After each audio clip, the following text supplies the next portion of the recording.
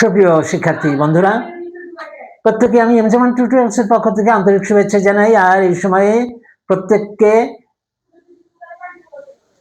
আমন্ত্রণ জানাই আজকে সুন্দর একটা বিষয়, প্রেজেন্ট পারফেক্ট টেন্সের যে একটা ক্লাস নেব। এটা হচ্ছে প্রেজেন্ট পারফেক্ট টেন্সের ক্লাস। পুরো 12টা টেন্স আছে, 12টা টেন্সে আমি কভার করব। একটা একটা করে নিচ্ছি, পরে আবার এগুলো একসঙ্গে মিলে এগুলো আবার রিভাইজ দেওয়া হবে। এখন আপাতত প্রাথমিক ধারণা নেওয়ার জন্যে ক্লাস নিচ্ছি। এর থেকে যে ধারণা পাওয়া যাবে তারপরে আরো এইটা সেই ধারণাটা আরো শক্তিশালী হবে যখন আমরা এটা রিভাইজ দেব। আজকে আমরা একটা টেন্সের একটা ক্লাস নিয়েছি, এটা হচ্ছে present perfect tense. Present perfect tense কখন হয়? যে কাজটা শেষ হয়ে গেছে কিন্তু কাজটার ফল বর্তমান এখনো বিদ্যমান, এরকম যদি বোঝায় তাহলে আমরা প্রেজেন্ট পারফেক্ট টেন্স ব্যবহার করি। এখন কথা হচ্ছে কাজটা আগে শেষ হয়ে গেছে কিন্তু ফল এখনো বিদ্যমান। এই ধরনের উদাহরণ কি আছে? যেমন আমি রিটেন এ লেটার, আমি একটা চিঠি লিখেছি কিন্তু চিঠিটা এইমাত্র লেখা হয়েছে, ভাঁজ করব, তারপরে এটা খামে ভরবো, তারপরে আমি ডাকে দেব। তাহলে এর এখনো ডাকে দেওয়া হয় নাই, ফল এখনো বিদ্যমান। জাস্ট এই মুহূর্তে আমি লিখেছি, তারপরে আমার সে ঢাকা গিয়েছে, he has gone to Dhaka, Dhaka গেছে কিন্তু এখনো ফিরে নাই। এই যে বর্তমান ইফেক্টটা রয়েছে, অর্থাৎ যার ফল এখনো বিদ্যমান। এরকম একটা কন্ডিশন আছে যে ঢাকায় গেছে, যাওয়া কাজটা অলরেডি শেষ হয়ে গেছে কিন্তু ফল এখনো বিদ্যমান বলতে বোঝা যাচ্ছে সে এখনো ফেরে নেই। এইরকম আর কি সেন্স যদি বোঝা যায় যে কাজটা এইমাত্র শেষ হয়েছে, ইতিপূর্বে শেষ হয়েছে কিন্তু তার ফল এখনো বিদ্যমান। যেমন আমি ভাত খাইয়াছি, ফল তো বিদ্যমান থাকবেই, তার কারণ এখন আমার পেট ভরা, আমাকে আবার রিকোয়েস্ট করলেও আমি খেতে পারবো না, বা আমার ক্ষুধা লাগে নাই, ক্ষুধা আর লাগবে না। যখন আমি এইমাত্র খেয়েছি তাহলে আমার ক্ষুধা লাগার আর কোনো প্রশ্ন নেই, অর্থাৎ আমার ক্ষুধা আর এই মুহূর্তে আর লাগে নাই। তাহলে আমি এইমাত্র খেয়েছি, এইমাত্র যে আই হ্যাভ রিটেন মাই মিল, আমি এইমাত্র আমার খাবার খেয়েছি, অর্থাৎ তার ফল হচ্ছে যে আমি ক্ষুধামুক্ত, ক্ষুধা লাগে নাই। এইটা হচ্ছে যে এখনো তার ফল বিদ্যমান বলতে যে কথাটা বোঝা যায় যে কাজ এইমাত্র শেষ হয়েছে কিন্তু ফল এখনো বিদ্যমান, অর্থাৎ আমার এখনো ক্ষুধা লাগে নাই। এরকম যদি বুঝায় তাহলে আমরা এটা প্রেজেন্ট পারফেক্ট টেন্স হিসাবে গণ্য করব। তাহলে বাংলায় আমরা কি দেখে চিনবো? এটা হচ্ছে করিয়াছো, করিয়াছে, করিয়াছেন, তার মানে আসো, আছে, আছেন। আমরা চিনবো হলো গে আসো,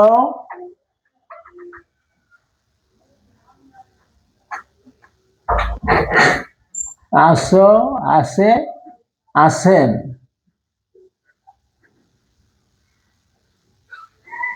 এটা সরল হবে না, এটা অন্তস্থ হলে ভালো হয়। অন্তস্থ আকারে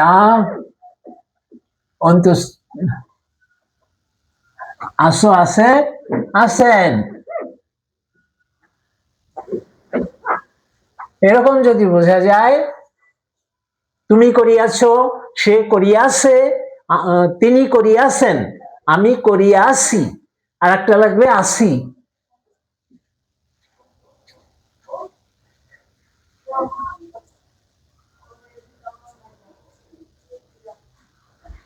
তাহলে আসো, আছে, আছেন, আসি যদি থাকে বাংলা সেন্টেন্সে, যদি এই শেষে যদি ক্রিয়াটা এরকম থাকে তাহলে আমরা ওইটাকে প্রেজেন্ট পারফেক্ট টেন্স হিসাবে ধরবো।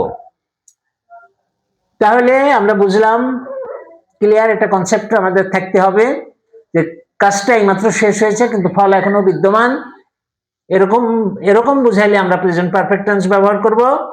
বাংলাতে তার চিহ্ন হচ্ছে আসো, আছে, আছেন, আসি, আসি আসো আসেন, বাংলাতে তার চিহ্ন হচ্ছে আসো, প্রথমে এটা আছি,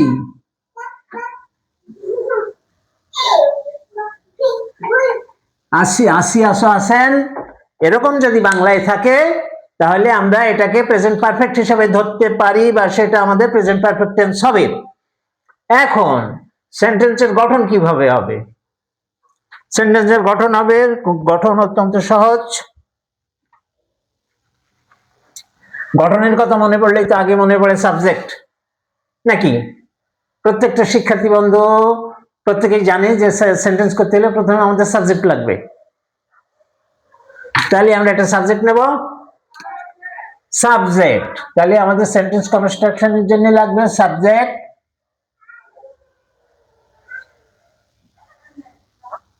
তারপরে হচ্ছে হ্যাভ বা হ্যাজ, পারফেক্ট টেন্সের চিহ্ন হিসেবে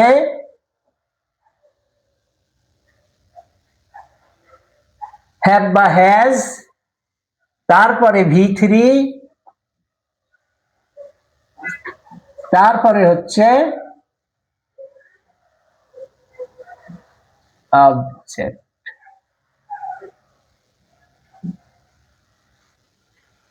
সাবজেক্ট লাগবে আনডাউটেডলি, নিঃসন্দেহে সাবজেক্ট লাগবে, যেহেতু আমরা একটা সেন্টেন্স করব।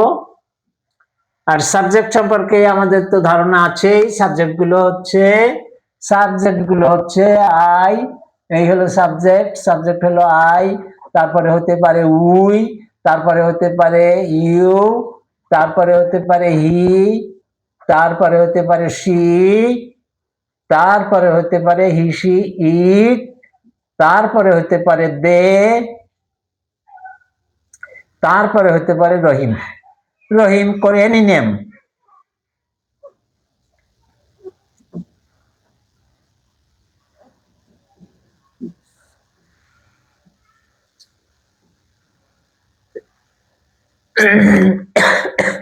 সরি, সাবজেক্ট হচ্ছে I, we, you, he, she, it, they, Rahim এবং আরো কিছু হতে পারে, আমরা পর্যায়ক্রমে শিখব। প্রথমে আমরা এগুলোই মনে রাখি, I, we, you, he, she, it, they, Rahim, এগুলো হলো আমাদের সাবজেক্ট। তাহলে আমরা কি নিলাম? এখানে নিলাম সাবজেক্ট, নিলাম হি, তারপরে আমাদের কি বসবে? হি, হ্যাভ বা হ্যাজ। এখন হ্যাভ হ্যাজ এর কথা আছে, হ্যাভ কোথায় আর হ্যাজ কোথায়? হ্যাভ হচ্ছে আই, উই আর দে, ইউ, বহু বচনে আই, উই আর বহু বচন যেগুলো সেগুলো হচ্ছে have, they have, you have. আর হ্যাজ কোথায়? হ্যাজ হবে থার্ড পারসন সিঙ্গুলার নাম্বার আর এক বচন, third person singular number, third person singular নাম্বারে হ্যাজ, বাদ বাকি সব হি, সি, ইট, রহিম, বাদ বাকি সব হ্যাভ। তাহলে হি আছে যখন, হির পরে নিয়ম অনুযায়ী হ্যাজ হবে, হির পরে হ্যাজ হবে, হির পরে হ্যাজ হবে। তাহলে সাবজেক্ট দিলাম হি, এটা সাবজেক্ট, এটা হ্যাভ বা হ্যাজ এর হ্যাজ, আর হলো কি ভার্ব 3, আমাদের লাগবে হলো ভার্ব 3। তাহলে আমরা চলে যাই এখানে, কোথায় আমার গো? এই যে আমার গো। গো মানে কি? গো মানে যাওয়া। এটা V1,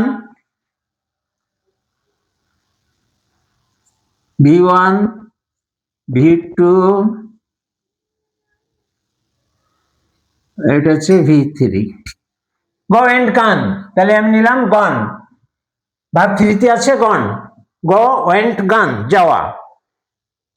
শিক্ষার্থী বন্ধুরা, আমি কিন্তু প্রত্যেকবারই ক্লাস নেওয়ার সময় ভার্বের 2-4টি লিস্ট আমি কিন্তু সব সময় লিখে দিই।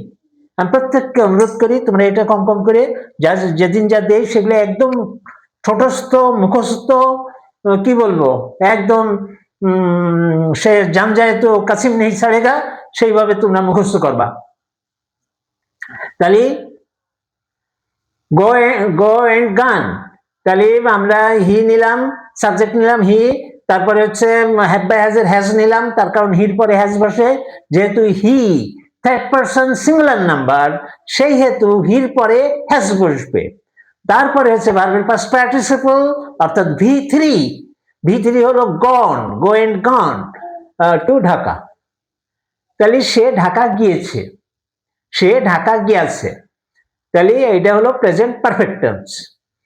প্রেজেন্ট পারফেক্ট টেন্স প্রথমে সাবজেক্ট, সাবজেক্ট তারপরে হ্যাভ বা হ্যাজ, তারপরে হচ্ছে V3, তারপরে হচ্ছে অবজেক্ট। 2 নম্বর সেন্টেন্স আমরা দেখি, এরকম 10টা সেন্টেন্স আছে। 10টা সেন্টেন্স যদি আমরা বিশ্লেষণ করি, আশা করি আমাদের প্রেজেন্ট পারফেক্ট টেন্স সম্পর্কে একটা ভালো আইডিয়া হয়ে যাবে। আর ওদিকে হ্যাভ এজ এর আইডিয়া আমরা নিলাম, সাবজেক্ট তো লাগবেই, সাবজেক্ট লাগবে, এই তো অনেক পুরনো জিনিস, আমরা মুখস্থ হয়ে গেছে এতদিনে যে আমাদের সেন্টেন্স করতে হলে একটা সাবজেক্ট লাগবে। এ বিষয়ে আমরা প্রত্যেকে, আমাদের আর কোনো প্রশ্ন নেই, সন্দেহ নেই। এখন সন্দেহ আছে হ্যাভ হবে না হ্যাজ হবে। তো হ্যাভ হবে কোথায়? হ্যাভ হবে আই এবং উইতে, আই উই এবং বহুবচন ইউ, দে হ্যাভ। তাহলে এইগুলো হবে হ্যাভ, আর হ্যাজ হচ্ছে লোকে থার্ড পারসন সিঙ্গুলার নাম্বার যেগুলো, সেগুলো হচ্ছে হ্যাজ। তাহলে হ্যাভ হ্যাজ এর কনফিউশন আমাদের দূর হলো। থার্ড পারসন সিঙ্গুলার নাম্বার হলে হ্যাজ হবে, he has gone to Dhaka. তারপরে সেন্টেন্সে ওই একই নিয়ম, আর কোনো সমস্যা নেই। আমরা এই স্ট্রাকচারে, এই যে আমাদের স্ট্রাকচারটা আছে, গঠনের যে স্ট্রাকচারটা আছে, এই স্ট্রাকচারে যদি আমরা চোখ বুঝে আমাদের শব্দগুলো বসাই দিই, তাহলে আমরা প্রেজেন্ট পারফেক্ট টেন্স পেয়ে যাব। প্রথমে সাবজেক্ট আই, হ্যাভ বা হ্যাজ, এরপরে হ্যাভ বসে, ও যে বলা আছে, এরপরে হ্যাভ কোথায়? এই যে হ্যাভ, হ্যাভের লাইনে আই আছে, হ্যাভের লাইনে আই আছে। তাহলে হ্যাভের পরে আই বসবে, আইয়ের পরে হ্যাভ বসবে, আইয়ের পরে হ্যাভ বসে, তারপরে লিভড, কোথায় গেল লিভ? এই যে লিভ মানে বাস করা, LIVED, লিভ। আমি এই সেন্টেন্স ধরছি। 2 নম্বর সেন্টেন্স দেখি, এইটা আগে দেখি। সাবজেক্ট হলো আই, এরপরে হ্যাভ বসবে, তারপর হচ্ছে ইটেন, ইটেন, কোথায় গেল? এই যে ইটেন মানে খাওয়া। তাহলে ইটেন, আমি ভার্ব 3 হচ্ছে ইটেন নিলাম, মাই মিল, আমার খাবার আমি খেয়েছি, আমার খাবার আমি খাইয়াছি। তাহলে 2 নম্বর সেন্টেন্স হলো, এবং এর একটা বর্তমান ফল কি, যে আমার এখন আর খিদে নেই। যে যেহেতু প্রেজেন্ট পারফেক্ট টেন্সে একটা শর্ত আছে যে কাজটা অলরেডি হয়ে গেছে কিন্তু ফল এখনো বিদ্যমান, তা কাজটা আমি খাওয়া কাজটা আমি করে ফেলছি, ফলটা কি বিদ্যমান? যে আমি এখন আর, আমার কোনো ক্ষুধা নেই, আমার পেট ভরা। তাহলে কাজটা হয়ে গেছে, ফলও বিদ্যমান আছে, আই হ্যাভ ইটেন মাই মিল, আমি আমার খাবার খেয়েছি। তারপরে 3 নম্বর সেন্টেন্সে, I have lived in Khulna all my life, আমি সারা জীবনভর খুলনায় বাস করিয়াছি, আমি সারা জীবন খুলনাতে বাস করিয়াছি। তাহলে আমি হচ্ছে আই, সাবজেক্ট হচ্ছে আই, এরপরে হ্যাভ বসে। শিক্ষার্থী বন্ধুরা, এরপরে যে হ্যাভ বসে, এ বিষয়ে কারো সন্দেহ আছে? উই হ্যাভ বসবে, ইউ দে হ্যাভ বসবে, এরপরে হ্যাভ, আই হ্যাভ লিভড কোথায়? এই যে হচ্ছে আমার লিভ ভার্ব, ডি নম্বরে হচ্ছে লিভ ভার্ব। লিভের কি আছে? V3, অর্থাৎ ফার্স্ট পার্টিসিপল কোনটা? Lived. I have lived in Khulna all my life, I have lived in Khulna all my life, আমি সারা জীবন খুলনাতে বাস করেছি। তাহলে সাবজেক্ট হলো আই, এরপরে হ্যাভ বসে, ভার্বের ফার্স্ট পার্টিসিপল V3, বাকিটুকু অবজেক্ট প্লাস এক্সটেনশন অবজেক্ট বা অন্য বাড়তি কিছু, যা কিছু থাক পরে। I have lived in Khulna all my life, সারা জীবন ভর আমি খুলনায় বাস করেছি, গেল প্রেজেন্ট পারফেক্ট টেন্স। তারপরে হচ্ছে you have written the letter, you have written the letter, you এর পরে হ্যাভ বসবে, ইউ হচ্ছে সাবজেক্ট, আনডাউটেডলি ইউ হচ্ছে সাবজেক্ট, ইউ এর পরে হ্যাভ বসবে, হ্যাভ, এবং তারপরে ভার্বের past participle, you have written the letter. এই মাত্র শেষ হয়েছে, ফল এখনো চলছে, তার মানে ওই লেখাটা শেষ হয়েছে, ওকে, কিন্তু যে বাকিটা প্রসেস এখনো হয় নাই, তার মানে বর্তমান ফল বিদ্যমান। তারপরে I have had my breakfast, এখানে হ্যাড, এখানে মূল ভাব হচ্ছে হ্যাড, হ্যাড হচ্ছে মূল ভাব। হ্যাডের দেখি কিছু আছে কিনা, আছে। বি নম্বরে আমরা দেখবো হ্যাভ, হ্যাভ, হ্যাড, হ্যাড। এই যে সাহায্যকারী ভাবগুলো বা হ্যাভ হ্যাড, এরা অনেক সময় হ্যাভ, এরা মূল ভাব হিসাবে কাজ করে। তাহলে I have had my breakfast, আমি আমার সকালবেলার নাস্তা করেছি বা আমি আমার নাস্তা খাইয়াছি। I have had my breakfast. I হচ্ছে সাবজেক্ট, হ্যাভ হচ্ছে এরপরে হ্যাভ বসে, হ্যাড হচ্ছে first participle V3, car V3? Have এর V3। হ্যাভ, হ্যাড, হ্যাড, তাহলে হ্যাড হচ্ছে V3 ফার্স্ট পার্টিসিপল হ্যাভ ভার্বের। তাহলে আমি আমার সকালবেলার নাস্তা খাইয়াছি। 6 নম্বরে শি হ্যাজ লস্ট হার কি, সে তার চাবি হারাইছে, সে তাহার চাবি হারাইয়াছে। সাবজেক্ট হলো শি, শির পরে হ্যাজ বসবে, যেহেতু থার্ড পারসন সিঙ্গুলার নাম্বার, আমাদের বলাই আছে থার্ড পারসন সিঙ্গুলার নাম্বার হলে হি শি ইট মিস্টার রহিম, আর রহিমের বদলে রিনা, সুফিয়া, যাই হোক, এখানে শি আছে। তাহলে শি হ্যাজ লস্ট হার কি, সে তার চাবি হারাইয়াছে। তাহলে চাবি হারাইয়াছে, এইমাত্র সে তার চাবি হারাই ফেলছে, আর বর্তমান ফল হিসাবে সে ঘরের তালাও খুলতে পারছে না আর ঘরেও ঢুকতে পারছে না। তাহলে তার একটা বর্তমান ফল বিদ্যমান আছে। শি হ্যাজ লস্ট হার কি, সে তার চাবি হারাই ফেলছে, ফলে আর তালা খোলা যাচ্ছে না। তাহলে হারানোর কাজটা অলরেডি ফিনিশড, করা হয়ে গেছে, কিন্তু তার বর্তমান ফল কি, সে আর ঘরে ঢুকতে পারছে না। তাহলে শি হচ্ছে সাবজেক্ট, শির পরে হ্যাজ বসে, আর লসের লুজ মানে হারানো, লুজ থেকে লস্ট কোথায় গেল, এই যে আই নম্বরে আমরা দিচ্ছি হারানো, লস্ট।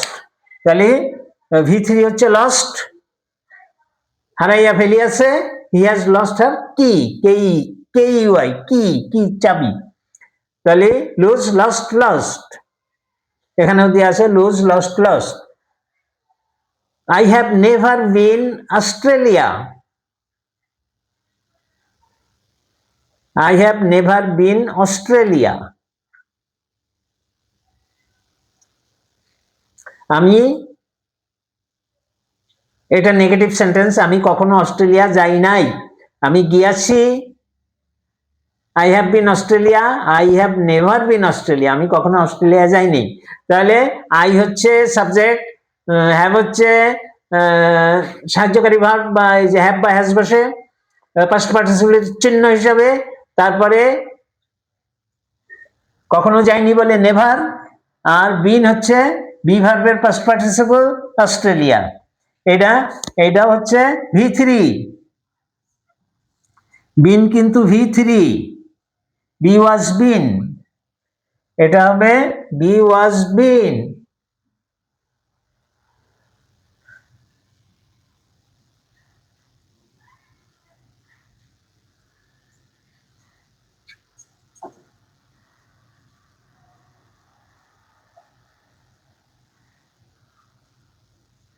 বি মানে হওয়া, বি ওয়াজ বিন, এখানে আমি দেইনি এটা।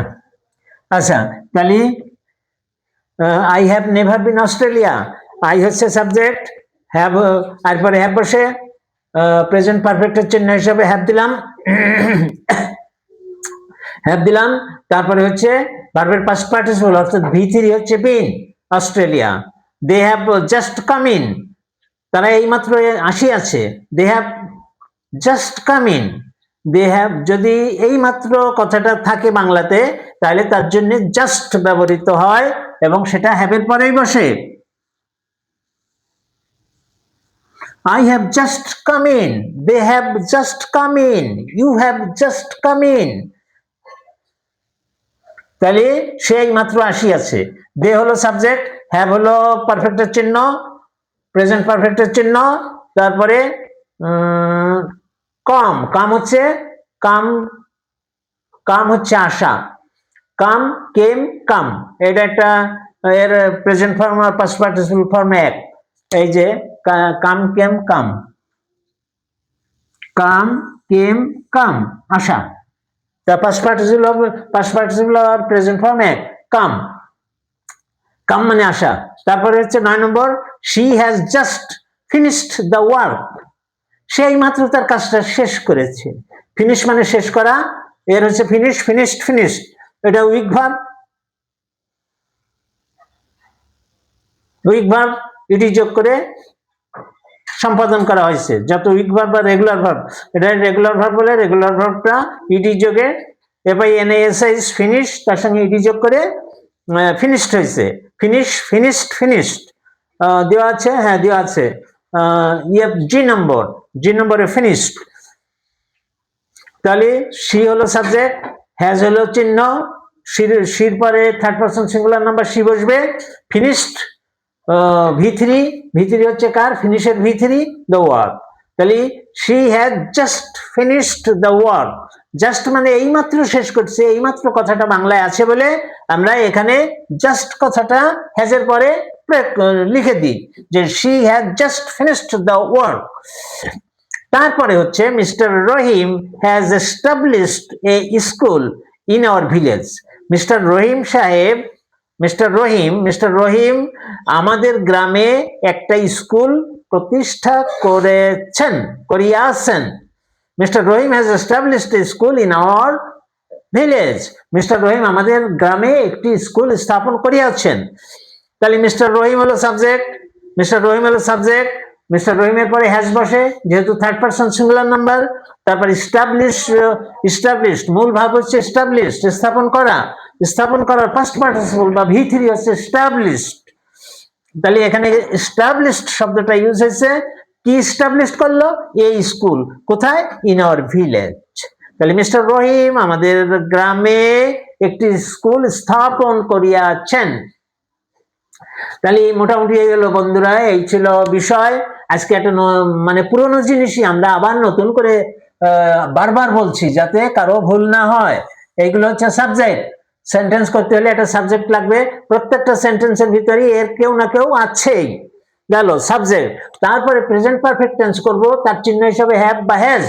তারপরে কি, তারপরে হচ্ছে ভার্বের V3 অর্থাৎ ভার্বের পাস্ট পার্টিসিপল ফর্ম, 3 নম্বর ফর্ম এখানে আছে, সবগুলো করে দেওয়া আছে। গো এন্ড গান, গান হবে, হ্যাভ হ্যাড, হ্যাড হবে, ইটেন হবে, লিভড, তাহলে এখানে লিভড হবে, রাইট রট রিটেন, রিটেন হবে, কাম কেম কাম, কাম হবে, ফিনিশ, ফিনিশড, ফিনিশড, ফিনিশড হবে, এস্টাবলিশ, এস্টাবলিশড, এস্টাবলিশড, এস্টাবলিশড হবে, লুজ, লস্ট, লস্ট, লস্ট হবে। বিশেষ করে যে প্রেজেন্ট পারফেক্টের ক্ষেত্রে কোনটা হয়, ভার্বের পাস্ট পার্টিসিপল হয়, সেটা কোনটা, 3 নম্বরটা V3, পাস্ট পার্টিসিপল আছে লুজ, লস্ট, লস্ট। একটা বোনাস হিসাবে আছে, এটা হচ্ছে লস, লস মানে ক্ষতি, ক্ষতি মানে নাউন, লসটা নাউন। লুজ ভার্ব, উপরেরটা ভার্ব, I নম্বরে ভার্ব, লুজ ভার্ব, কিন্তু লস LOSS, লস, লস হচ্ছে ক্ষতি, ক্ষতি হচ্ছে নাউন।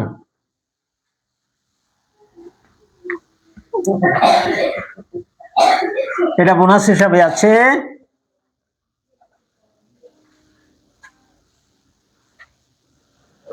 LOSS, লস, লস মানে, লস মানে ক্ষতি, লস হচ্ছে নাউন।